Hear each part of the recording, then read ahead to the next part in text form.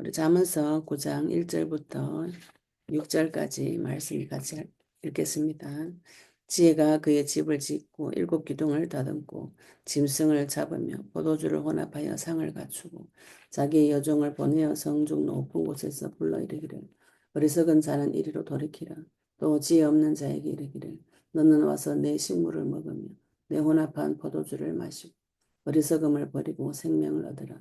명철의 길을 행하라 하느니라. 아멘. 네, 우리 자녀에게 언약 전달을 하실 때면은 말씀의 기준이 있으셔야 됩니다. 내 자녀에게 말씀의 기준이 없이 자녀 교육을 하면 내 감정, 우리 가문에서 내려오는 배운 내 부모에게 배운 생각들을 그대로 흘려보내게 되어 있습니다. 자기가 가지고 있는 생각으로 자녀에게 교육을 하기 때문에 내 가지고 있는 생각 속에 그리스도의 복음의 말씀을 확립을 시켜놓고 그 다음에는 내 삶의 현장에서는 그리스도를 통해서 하나님 주시는 각종 지혜를 받아오셔야 됩니다. 그 중에서도 우리가 자녀를 양육할 때 하나님께서 예수님의 성장 과정을 보시면 가장 정확한 표준 기준이 되겠죠. 그죠? 누가복음 2장 40절에 예수님을 자랄 때 그 환경을 말씀으로 표현해 놓은 것이 있습니다. 누가복음 2장 40절에 아기가 자라며 강하여지고 지혜가 충만하고 하나님 은혜가 그의 위에 있더라. 또 2장 52절에는 예수는 지혜와 키가 자라나며 하나님과 사람 사이에 더욱 사랑스러워 가시더라. 하나님이 사람을 만드실 때 영적인 부분과 혼과 마음, 육신을 이렇게 만들어 놓으셨어요. 영적인 부분에서는 하나님과 교제가 되어져야 됩니다. 이 하나님과 교제가 되어지지 않는 상태로 태어나는 것이 인간의 문제인 것이죠. 아담 집안에서 태어나기 때문에 저주와 재앙과 죽음 있는 가문에서 태어나기 때문에 이거는 받아서 태어납니다.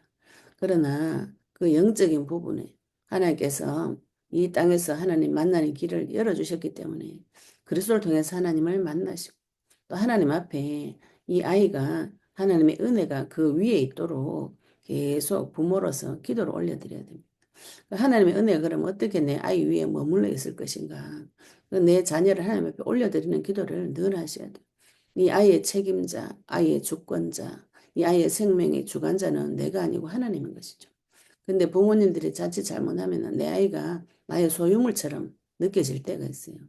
그래서 물론 이 아이를 지키고 보호해야 되지만 이 생명이 하나님의 것을 하나님께서 나에게 맡기셨다. 이렇게 보시면 하나님 앞에 가는 것이 먼저가 되고 또 이 아이에게 하나님께서 손을 대줄 수 있는 길을 열어주시는 것이 하나님 앞에 내 아이를 맡겨드리는 기도예요.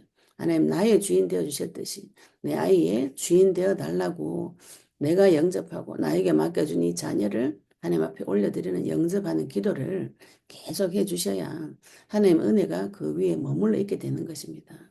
하나님 은혜가 머물러 있게 되면 그 아이 마음과 생각 속에 하나님 지혜가 나타나게 돼 있어요. 이거 뭐 나중에 다 커서 하지 이렇게 하면 다 커서 하면 늦습니다. 애들이 4살 때, 만 4살, 만 7살 사춘기 올 때는 자기 자아가 생기고 자아가 확장되어지고 자라는 과정이에요. 어릴 때 말씀을 새겨 넣어주지 않으면 부모의 품에서 그리스도의 복음의 말씀 훈계를 넣어주지 않으면 그 아이가 자라면 제어가 불가능합니다. 어릴 때일수록 내 품에 넣어가지고 성경에서는 채찍을 때려서라도 그 아이 속에 얽혀져 있는 미련한 것을 쫓아내주라 그랬어요. 그래야 그 속에 하나님 지혜가 자라고 육신적인 부분도 무시하시면 곤란합니다. 우리가 영적인 부분 하면서 애를 자꾸 교회 데리고 다니면서 육신적으로 괴롭게 만드는 분이 계세요. 육신적인 평안함도 강건함도 굉장히 중요한 부분이에요. 육신이 강해야 그 속에 건강한 마음과 생각이 깃들기 때문에 애를 육신적으로는 괴롭히면서 하나님 앞에 가라. 이거는 말도 안 되는 소리죠. 그죠?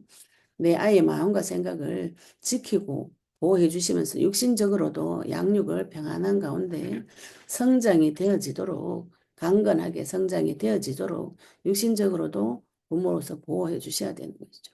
이 아이가 나중에 자라게 되면은 교회가 되어집니다. 오늘 잠언서 9장 말씀은 지혜는 하나님 말씀을 말씀하는데 하나님께서 교회를 세우는 과정을 이야기하고 있습니다. 이 교회는 지금 우리가 만난 이 교회는 교회당이고 내가 교회이면서 교회 두 개가 모여서 가정이 교회가 되고 이 가정에서 지금 또 다른 교회를 키우고 있다. 이렇게 보시면 되겠죠. 그죠? 하나님께서 우리에게 그리스도의 말씀을 주심으로 말미암아서 내 속에 지혜가 오게 되고 이 지혜는 무슨 일을 하는가? 그의 집을 짓는다. 이렇게 표현하셨어요. 그의 집은 교회를 말합니다. 거기에다 7기둥을 다듬고 성경에서 7은 완전수를 말합니다. 하나님께서 나를 다듬으시고 이 영혼의 집을 다듬으시고 이 속에 7기둥 완전한 그리스도를 보내서 기둥을 세워주시고 말씀의 뼈대, 말씀의 기둥을 세워가지고 그 속에 짐승은 잡고 포도주를 혼합하여 상을 갖추고 이 짐승은 하나님을 대적하는 내 속에 숨겨져 있는 창세기 3장이라고 보셔도 무방하겠죠. 그죠? 하나님 그거를 다 잡아주시고 포도주는 피를 뜻합니다. 예수님 피를 들고 음식을 잡아서 잔치를 짐승을 잡아서 지금 잔치를 베푸는 거죠. 상을 갖췄다는 거는 잔치를 베풀었다는 거죠. 마귀를 잡으면은 나를 사로잡고 있는 짐승을 잡으면 굉장히 많은 먹을 양식이 옵니다. 그리스도를 통한 많은 말씀의 양식은 다른 사람에게 먹이고도 남을 만큼 음식을 차려도 될 만큼 많은 양식이 옵니다.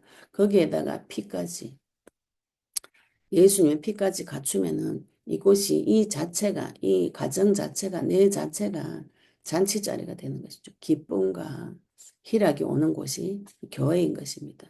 사랑과 희락과 자비 양성 그 성령의 열매가 맺힐 때 그 자체가 잔치인 것이죠. 그것이 내 자신의 이 가정이 교회입니다. 여기에다 사람 불러가지고 음식을 먹이라는 것이죠. 그래서 자기 요정을 보내가지고 성중 높은 곳에서 부르는 것이죠. 사람들을 부르고 또 내 자녀를 불러서 메시지가 무엇이냐면 어리석은 자는 이리로 돌이키라. 지혜 없는 자에게 이르기를 이르죠. 이 어리석은 자는 성경의 잠언서에 보시면 어리석은 자, 하나님 지혜가 없는 자, 또 이 어리석은 자는 돌이킬 수 있는 자를 말합니다. 내가 어리석은 것을 깨닫고 돌이키고 돌아오라고 할 때 와서 하나님 말씀을 먹을 수 있는 자, 또 지혜 없는 자, 하나님 말씀 없는 자에게 이르기를 와서 내 식물을 먹으며 내 혼합한 포도주를 마시고 하나님께서 나에게 주신 양식, 말씀을 같이 먹고 혼합한 포도주, 예수님의 피와 내 피가 섞인 생명의 피의 말씀을 마시고 어리석음을 버리고 생명을 얻어라. 명철의 길을 행하라. 내 마음속에 얽혀져 있는 어리석은 생각 버리고 생명을 얻고 또 명철의 길을 행하라. 이렇게 명령하는 것이죠. 내 속에 어리석은 생각들 버리고 하나님의 생명의 말씀을 얻고 또 어리석은 자에게 지혜 없는 자에게 생명을 얻는 길을 이야기를 해 주셔야 되는 것이죠. 이 땅에서 생명 얻는 길이 딱 한 가지밖에 없습니다.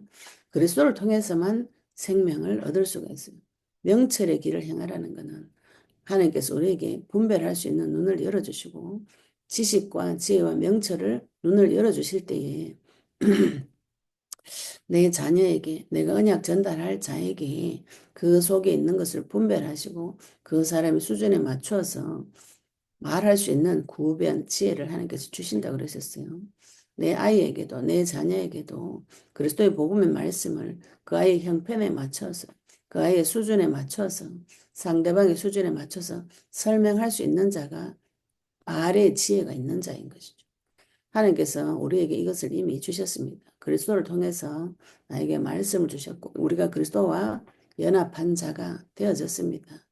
우리 가정에서 내 속에서 언약의 말씀을 가지고 계신다면 이것을 반드시 전달해야 되는데 영적으로도 그리스도 하나님을 만나게 하고 내 마음과 생각 속에 아이의 마음과 생각 속에 지혜가 자라나도록 이 지혜의 말씀은 가르쳐야 됩니다.